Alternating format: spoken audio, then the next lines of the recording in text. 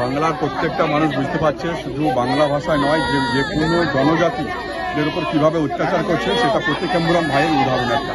এবং এটা জানার সঙ্গে সঙ্গে আমাদের দলের নেতা, আমাদের দলের সাধারণ সম্পাদক, সর্বত সাধারণ সম্পাদক অভিষেক বন্দ্যোপাধ্যায় একটা আদিবাসী সম্প্রদায়ের সঙ্গে একটা টিম তৈরি করে দেয়। আমরা প্রথম পশু থেকে আমরা আছি এবং অ্যাম্বুলেন্স আনা থেকে আরম্ভ করে এ টু জেড সব কিছু তত্ত্বাবধানে হচ্ছে এবং সরকারিভাবে ওনারা যা যা ফ্যাসিলিটি পাওয়া দরকার মাননীয় মুখ্যমন্ত্রী মমতা বন্দ্যোপাধ্যায় ব্যবস্থা করা হবে ইমিডিয়েটলি। এবং প্রশাসন থেকে আরম্ভ করে সবাই প্রথম থেকে আমরা পরিবারের পাশে আছি এবং একটা জিরো এফআইআর করা হয়েছে যাতে দোষীদেরকে খুঁজে বার করা হয়। তার জন্য আমরা ইউপি সরকারকে আমরা যত শক্তি দিয়ে হোক এই করবো, প্রেশার দেবো। আমরা বাংলায় কথা বলার জন্য এরকম নির্মম অত্যাচার কোন হতে হলো বাংলার একজন যুবককে, বীরভূমের যুবককে। বিজেপি হচ্ছে একটা মৌলবাদী দল, যেখানে আমরা বীরলাল বলে বিজেপির যে রাজ্যসভার সাংসদ, সে 4 দিন আগে বলেছে যে ওখানে বাল্মীকি বলে একটা কমিউনিটি আছে যারা আদিবাসী সম্প্রদায়ের মধ্যে পড়ে এবং এসি সম্প্রদায়ের মধ্যে পড়ে, তাদেরকে বলা হয়েছে যে তারা টেররিস্টকে ফান্ডিং করে, টেররিস্টকে সাপোর্ট করে।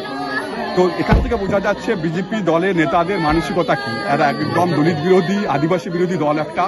আর জবাব বাংলার মানুষ 2026-এর ভোটে উপযুক্ত জবাব দেবে।